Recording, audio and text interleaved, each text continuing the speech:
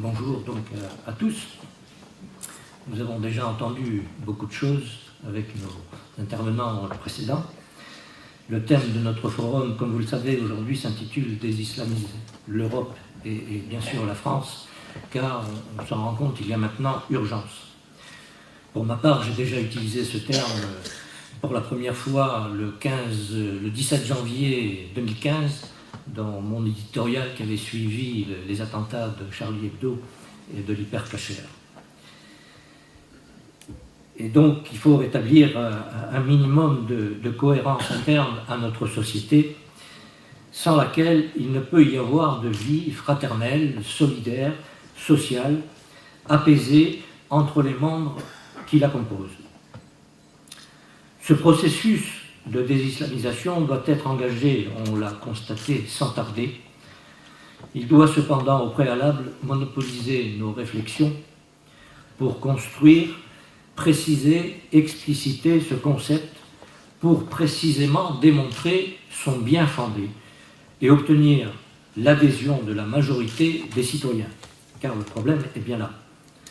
Parce que depuis des dizaines d'années, alors que nos responsables politiques ont manqué de clairvoyance en matière de politique d'immigration, des individus et des organisations qui opèrent en Europe, soutenus par des puissances étrangères rassemblées au sein de l'organisation dont a parlé Alain, l'OCI, l'Organisation de la coopération islamique, ont engagé, sous couvert d'activités religieuses, un processus de subversion visant à transformer l'organisation de nos sociétés, selon les règles de la charia.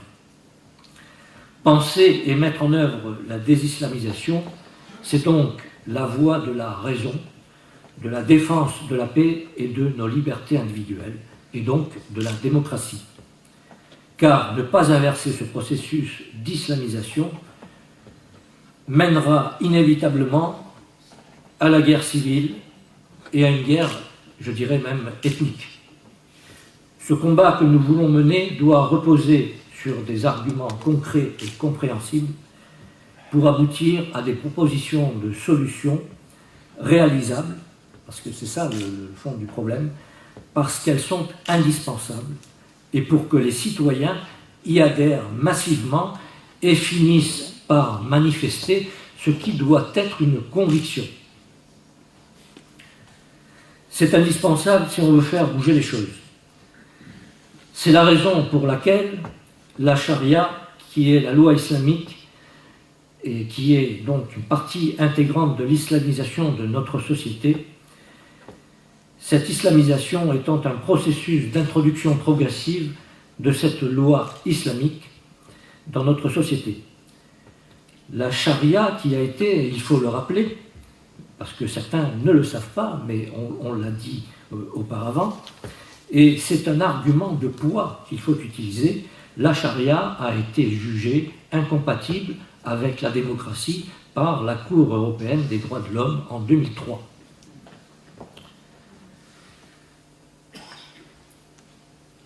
Donc, il nous faut procéder par étapes et choisir avec méthode nos cibles pour donner corps et crédibilité à notre combat.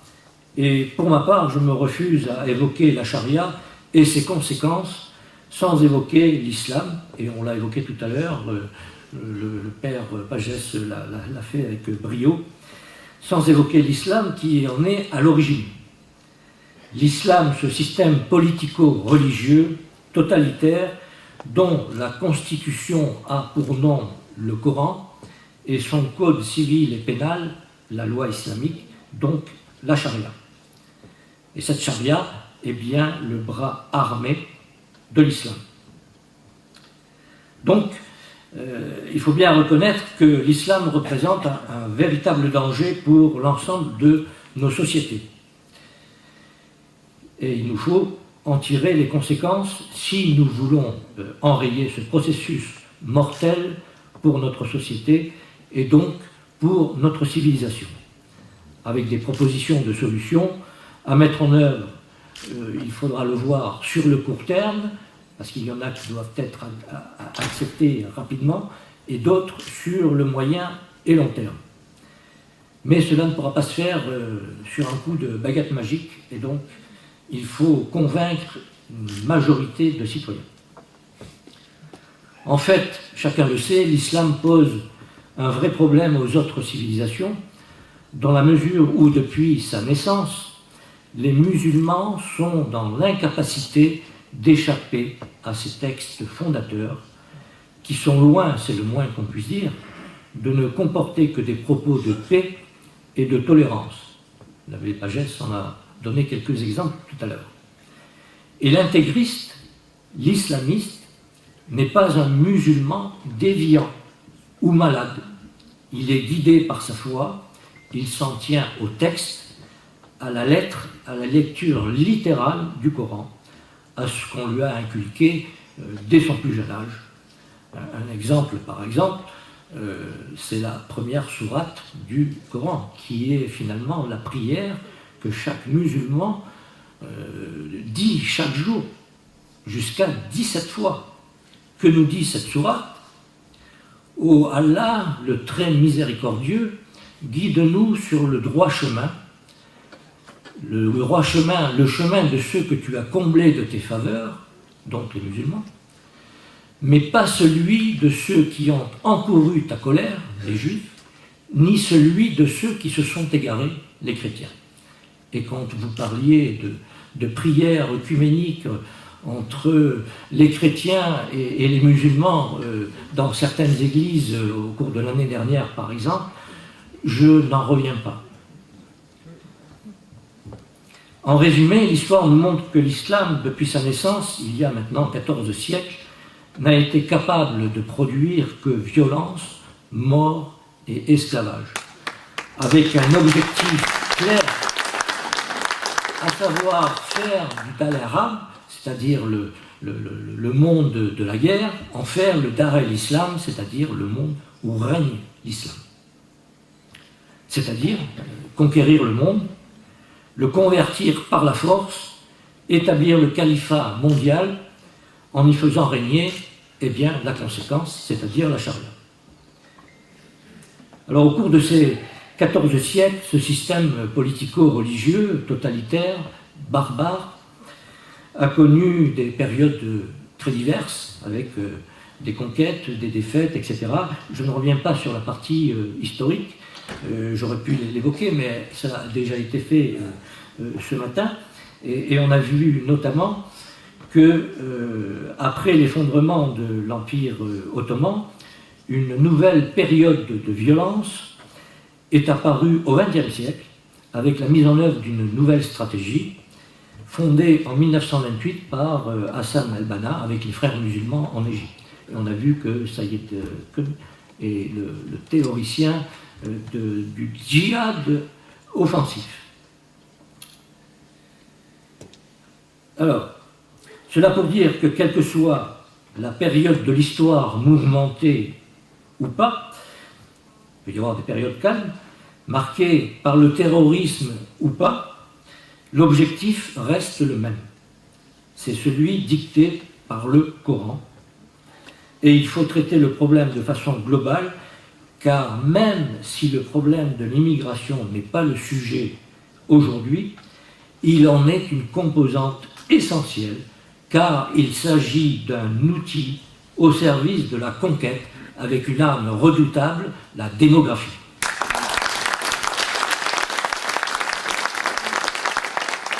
Je rappellerai simplement la déclaration du cheikh Youssouf al-Qaradawi. Avec nos lois, avec vos lois démocratiques, nous vous coloniserons. Avec nos lois coraniques, nous vous dominerons. Alors, si on veut bien prendre un peu de recul pour comprendre la situation actuelle, plus que préoccupante, il faut bien le reconnaître, il faut bien réaliser qu'elle est quand même le fruit d'une stratégie globale dont les modalités d'application peuvent varier selon les circonstances. Alors, j'y vois pour ma part quelques phases, au moins 2, voire 3. La première, il faut remonter au début des années 70 car c'est à ce moment-là que des décisions contraires aux intérêts des peuples européens, et notamment du peuple français, ont été prises comme l'immigration de travail, le regroupement familial, des mesures sociales insensées. Elles ont permis au monde islamique d'y relever une marque de faiblesse des pays européens et d'y voir l'occasion d'élaborer une nouvelle stratégie au service de la conquête par le biais de l'ouverture des frontières à une immigration de travail. Stratégie non violente, bien sûr, mais beaucoup plus efficace. C'est ainsi que l'islamisation de nos sociétés a pu progresser sérieusement. Elle répond à l'objectif fixé par une véritable stratégie réfléchie, élaborée, affinée pendant plusieurs années. C'est la stratégie de l'action culturelle islamique à l'extérieur du monde islamique qu'a évoqué Alain Wagner et qu'il prône et qu'il professe de façon avec beaucoup de brio. C'est un document, comme il l'a dit, officiel, qui comporte 132 pages, qui n'est pas secret et donc accessible à tout le monde. Et ceux qui nous gouvernent et ceux qui nous ont gouvernés ne peuvent pas dire qu'ils ne savent pas ou qu'ils ne savaient pas. Il est impossible que les peuples européens et donc que le peuple français aujourd'hui acceptent de laisser se réaliser cette abomination. D'où cette nécessité impérieuse de désislamiser notre société. La deuxième phase, c'est le déclencheur, la combinaison de plusieurs événements majeurs qui ont créé de nouvelles opportunités pour les stratèges de l'islam conquérant. C'est notamment le 11 septembre 2001 qui a conduit ensuite à la guerre d'Afghanistan. C'est la seconde guerre d'Irak, déclenchée en 2003 par les Américains. C'est également la guerre déclenchée en Libye, à laquelle la France a participé. Cela a provoqué une opposition franche Occident, pays musulmans, et tout cela a été aggravé par les répercussions directes sur la situation actuelle au Moyen-Orient, et particulièrement, comme vous le savez, en Syrie, qui a été déstabilisée par l'Arabie saoudite et la Turquie. En effet, ces pays ne supportaient pas ce pays laïque au sein de ce Moyen-Orient, et donc ils ont cherché à renverser le régime, et tout au moins, ils ont réussi quand même à déstabiliser sérieusement la région. La conséquence, chacun la connaît, avec l'instauration de l'État islamique. Les centaines de milliers, pour ne pas dire les millions, de déplacés ou réfugiés, notamment irakiens et syriens, et surtout le flux de migrants dès le début de l'année 2011, traversant la Méditerranée, à partir de la Libye et de la Turquie. Parce que tout cela est aussi la conséquence du printemps arabe qui s'est produit à la fin de l'année 2010. Mais dès 2011, il y avait un flux de migrants qui traversaient la Méditerranée. L'Union européenne a dès ce moment-là démontré sa passivité, son incapacité à défendre les frontières extérieures de l'Europe, et donc à démontrer sa véritable faiblesse. Une nouvelle opportunité inespérée a été ainsi offerte aux stratèges de l'islam conquérant. C'est ainsi que l'invasion migratoire que l'Europe a subie en 2015 n'est pas due au hasard, mais a été pensée et appliquée au-delà même des espérances de ceux qui l'ont organisée.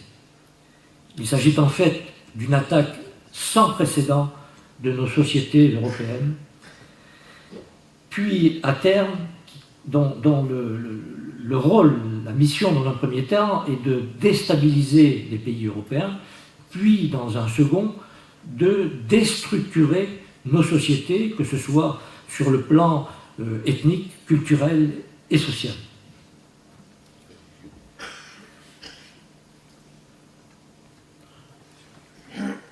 Enfin, cette déstabilisation a été accentuée sur le territoire national mais pas uniquement, sur le territoire européen également, par le terrorisme en forte progression qui frappe l'Europe. Très brièvement, je rappellerai les enseignements que nous devons tirer de ces actions meurtrières. Et je rappellerai également que le terrorisme est quand même un outil dont dispose l'islam pour islamiser les sociétés qui ne le sont pas déjà. Donc les enseignements que nous avons tirés, c'est que la 5e colonne, je l'ai déjà dit, existe bien en France, mais même à l'échelle européenne. Et nous avons maintenant dans nos cités, où règne la loi de l'islam, du fait du manque de clairvoyance et de courage de nos responsables politiques. Et nous avons donc des milliers, je dis bien des milliers de djihadistes radicalisés dans nos cités. Autre chose, les flux migratoires ont été infiltrés, notamment en 2015. On a eu quelques exemples, notamment de terroristes qui se sont fait sauter sur le territoire national et qui faisaient partie de ce flux des migrants. Et enfin, il va y avoir un vrai problème pour nos gouvernants, et surtout dans le futur, entre les djihadistes que nous avons chez nous et les musulmans intégrés, respectueux de nos lois. Il existe un cercle important, et même très important, qui est prêt à basculer au moment venu vers les premiers, c'est-à-dire les djihadistes. Alors, pour fournir un éclairage de cette menace, qui n'est pas virtuelle, ou le fruit d'un fantasme, mais qui est bien concrète, je vous renvoie à l'étude récente sur la présence des musulmans en France, publiée par l'Institut Montaigne au mois de septembre dernier. Hormis le fait que les chiffres qui sont donnés sont tout à fait contestables sur la présence musulmane sur notre sol, l'Institut Montaigne les évalue à 3 à 4 millions, on peut les multiplier au moins par 3, mais ce qui est intéressant et qui devrait inquiéter quand même nos gouvernants, c'est les pourcentages qui sont donnés. Près de 30% sont radicalisés, veulent imposer la charia et utilisent leur religion, si c'en est une, comme un outil de rébellion contre l'Occident et en particulier contre la France. Donc, nos gouvernants devraient s'en inquiéter. Alors la troisième phase, puisque j'en ai cité deux, c'est, je dirais, la suite logique de ces deux premières qui ont conduit le vivre ensemble à devenir impossible. Car on ne peut pas vivre avec qui vous veut du mal. C'est logique.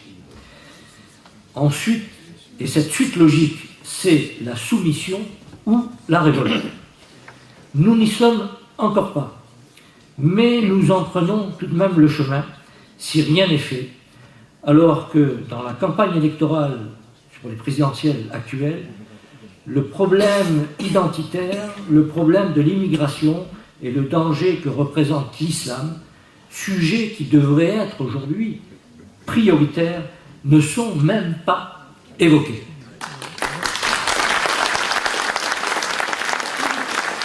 Alors, il nous faut empêcher le passage à cette troisième phase. C'est précisément l'objet de cette journée qui doit nous permettre d'engager une première réaction franche en lançant notre réflexion sur ce processus de désislamisation devenu indispensable car nous refusons la charia qui est incompatible avec nos valeurs et avec la démocratie, mais qui est la conséquence de l'islamisation rampante de notre pays. Alors, quelles mesures peut-on et doit-on envisager pour engager ce processus de désislamisation? Car tout le problème est là. Pour ma part, avant d'évoquer, en les résumant, quelques mesures déjà mentionnées dans certains de mes écrits, je voudrais venir quelques instants sur ce terme de désislamisation. Nous avons avec ce terme d'un côté un substantif, islamisation, et un préfixe, des. Islamisation, nous savons ce que c'est ce que nous dénonçons aujourd'hui, c'est-à-dire la transformation progressive de notre société par les règles dictées par la loi islamique et donc la charia. Et d'un autre côté, nous avons ce préfixe « des » avec un sens précis qui indique ici le contraire du substantif qu'il modifie. Donc désislamiser, si on veut être cohérent, si on veut être cohérent et si on veut modifier le cours des choses, c'est-à-dire réduire l'influence de l'islam et de ses conséquences néfastes, chez nous, mais également dans toute l'Europe, cela conduit à accepter et mettre en œuvre des mesures qui doivent avoir un impact sur le nombre. C'est-à-dire, pour être clair, que l'application de ces mesures doivent avoir pour résultat de réduire sensiblement le nombre de musulmans sur notre sol et sur le sol européen. Il y a donc deux volets à considérer. Neutraliser et interdire toutes les pratiques commandées par la loi islamique, la charia. Il faut éventuellement faire évoluer le droit pour y parvenir, mais nos lois existent déjà et il suffit déjà de les appliquer. Mais si jamais ce n'est pas suffisant, il faut bien comprendre que le droit n'est qu'un outil à la disposition du politique. Le droit est un outil qui légitime l'action du politique. Le politique préexiste au droit. Donc, nous sommes dans un état de droit, on peut faire évoluer le droit dans le sens des intérêts du peuple.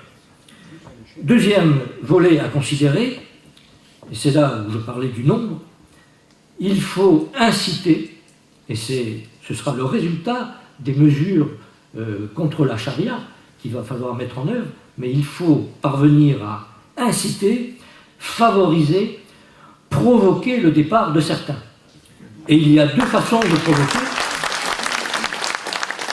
deux façons de procéder. L'expulsion, pour ceux qui tombent sous le coup de la loi, et aujourd'hui ils sont nombreux sur notre territoire, notamment les clandestins. Et il existe également ce que les musulmans appellent la hijra, c'est-à-dire le départ vers un pays musulman qui est préconisé d'ailleurs par le Coran lorsque le croyant ne peut pas pratiquer un islam saint dans le pays mécréant dans lequel il se trouve.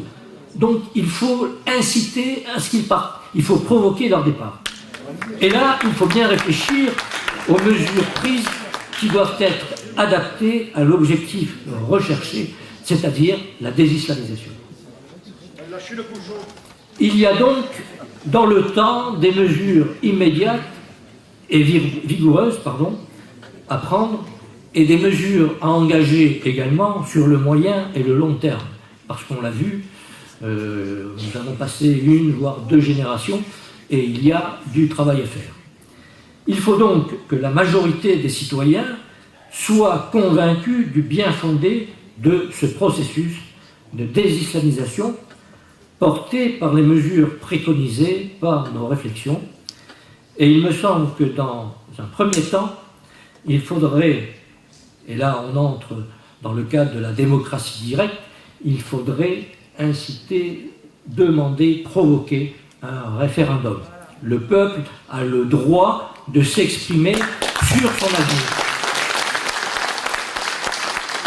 Et je dirais que le politique a tout à y gagner, contrairement à ce qu'il pense aujourd'hui.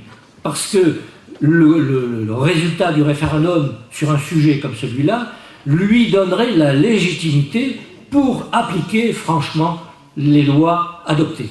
Donc, essayons de forcer le destin et impliquons-nous sur cet objectif référendum sur le problème de l'immigration et notamment sur le problème de l'immigration extra-européenne de culture musulmane. Alors, parmi les premières mesures, il faut d'abord stopper impérativement l'immigration extra-européenne de confession musulmane, il ne faut pas avoir peur de le dire, et le regroupement familial. Cela veut dire qu'il faut retrouver la pleine maîtrise de nos frontières. On ne peut plus tolérer un Schengen suicidaire pour les peuples européens, car si les citoyens peuvent circuler librement à l'intérieur, rien n'a été fait pour protéger nos frontières extérieures. C'est pourtant l'une des mesures essentielles qui caractérise l'état de droit dans une démocratie. Contrôler sévèrement les entrées, mais également, comme je l'ai dit, favoriser, voire imposer la sortie de notre territoire, dans un premier temps, de ceux qui n'ont pas vocation à y rester, les clandestins, et ils sont fort nombreux, de ceux également qui ont des difficultés ou qui ne veulent pas observer nos lois et nos traditions, et de ceux qui prennent les armes contre le peuple français. Cela est fondamental et essentiel. Nos djihadistes qui partent en Syrie, en Irak, nos responsables politiques se creusent la tête pour savoir comment faire. On a encore recueilli, il y a à peine 2 semaines, un djihadiste repenti, entre guillemets, avec ses 4 femmes et 7 enfants. Non, je suis désolé, les djihadistes, ceux qui ont choisi de prendre les armes contre la France, on les empêche de rentrer. Et on sait faire. On sait faire. D'autres mesures, bien sûr, doivent être prises sur le moyen et long terme, comme je l'ai dit, et doivent impérativement être engagées, comme la bataille culturelle et civilisationnelle qui doit être appliquée en particulier au sein de l'éducation nationale. Outil de formation indispensable au service de la nation, mais qui a failli à sa mission depuis une bonne quarantaine d'années.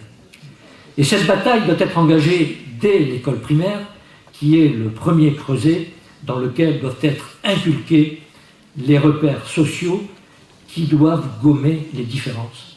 Un espace où des savoirs doivent être transmis, un lieu où l'on doit s'approprier et où l'on doit partager les valeurs qui ont fondé notre pays, un lieu où il faut apprendre à aimer la France. Ce n'est pas le cas aujourd'hui. Et notamment dans l'éducation nationale, une mesure qui peut être prise très rapidement, c'est la suppression des ELCO, les enseignements de la culture et de la langue d'origine, mis en place dès le milieu des années 75, qui sont en fait un véritable frein à l'intégration des jeunes issus de l'immigration.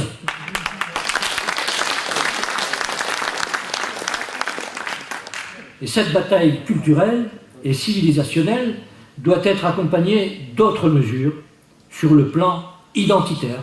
Eh oui, le problème est là. Il faut réformer la politique d'immigration, réformer le code de la nationalité, supprimer la binationalité. On ne peut plus continuer à avoir des gens qui sont officiellement à moitié français, à moitié marocain, ou à moitié français, à moitié algérien. On est français ou on est algérien. On ne peut pas être les deux. Et le problème se pose notamment dans les postes de responsabilité, y compris au plus haut niveau de l'État. Moi, je suis désolé, personnellement, je n'accepte pas d'avoir des ministres binationaux comme notre ministre.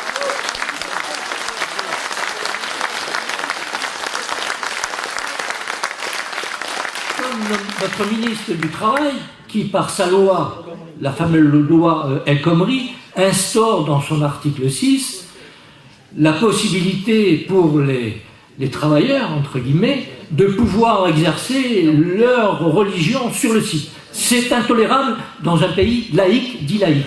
Il n'y a pas de raison de faire du laïcisme à l'égard des chrétiens et de permettre tout aux musulmans. Et la seconde, c'est notre ministre de l'Éducation nationale. Très objectivement, ne fait-elle pas, n'applique-t-elle pas la stratégie culturelle islamique à l'extérieur des pays islamiques? Avec sa réforme, on a là un cas concret. Et puis, le général Pickman a parlé tout à l'heure des armées. Je souscris à ce qu'il a dit. C'est un peu l'omerta en ce moment, mais on sait qu'il y a un certain nombre de problèmes. Et donc, le chef d'état-major de l'armée de terre lui-même, au mois de septembre dernier, à l'occasion d'une déclaration à l'école militaire, à l'occasion d'une conférence, a émis un certain nombre de sujets de préoccupation dont les médias ne se sont pas fait l'écho, mais des propos qui étaient quand même accusatoires à l'égard de nos gouvernants.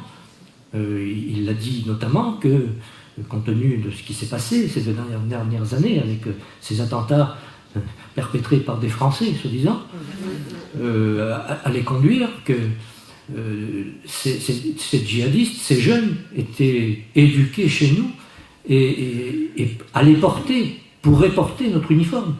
Mais c'est déjà le cas.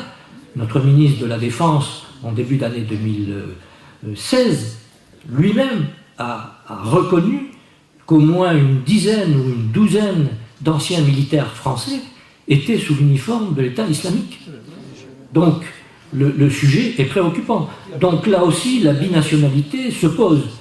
Au niveau du recrutement, au niveau de la sélection, il ne faut pas faire n'importe quoi. Moi, je suis désolé, des jeunes qui conservent la binationalité, surtout binationalité, je dirais française, mais l'autre nationalité, je me fiche de savoir si c'est marocain, algérien, tunisien, c'est l'autre nationalité, c'est l'Oumma.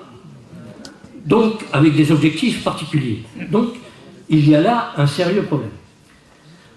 D'autres mesures à prendre sur le plan sociétal, on en a parlé aussi ce matin, mais j'y reviens, c'est l'interdiction de l'abattage rituel des animaux. C'est la fermeture des abattoirs halal et l'éradication de cette pratique barbare, indigne d'un pays civilisé.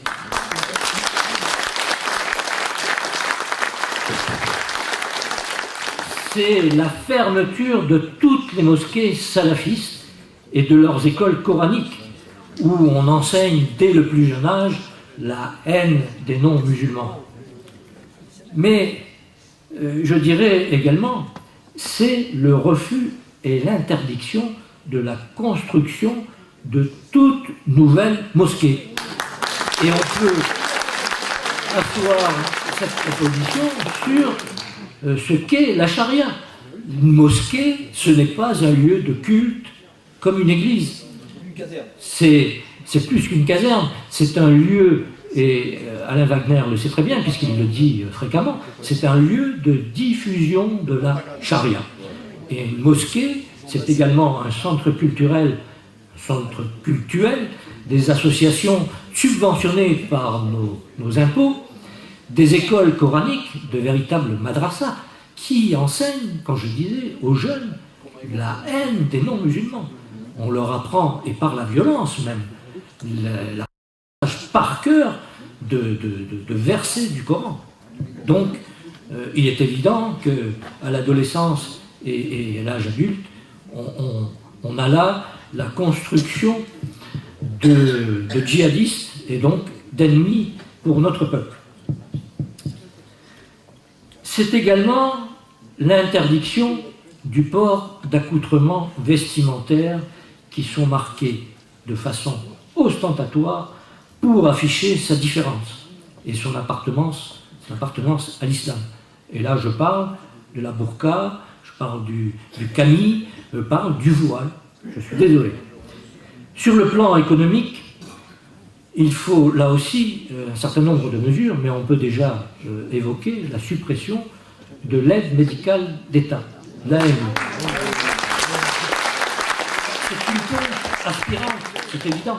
En plus, il y a là discrimination avec les citoyens français qui, eux, sont obligés de payer un certain nombre de leurs dépenses, alors que les clandestins, donc, qui bénéficient de l'AME, ne payent rien.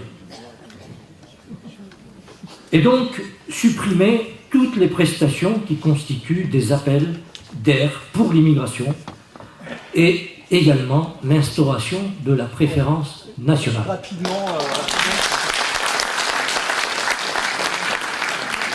Voilà quelques grandes lignes, non exhaustives, de mesures à proposer et à mettre en application si nous voulons changer le cours funeste des choses en désislamisant notre pays. Car si nous renonçons à défendre notre héritage historique, spirituel et culturel, nous nous condamnons à disparaître. si nous ne sommes pas capables de le faire, la troisième phase que j'ai évoquée se réalisera. De toute façon, dans le drame, car les adeptes de la charia ne font qu'appliquer leurs textes qui prêchent la conquête par la soumission, la conversion ou la mort. Et le terrorisme, comme je le dis tout à l'heure, est un des outils prônés par le djihad. Mais terrorisme ou pas, cela ne change rien à l'objectif de l'islam. Et plus on attend, plus ce sera difficile. Merci. Et il faudra choisir la soumission ou la révolte. Pour ma part, j'ai donné ma réponse à l'ancien Premier ministre. Je ne me soumettrai jamais.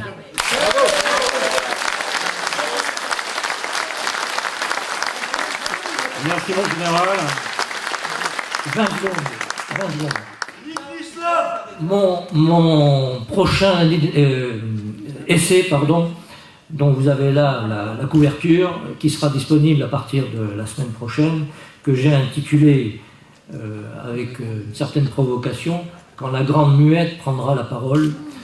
L'essai, il est préfacé par Yvan Rioufol du Figaro. Je vous propose de prendre une petite pause.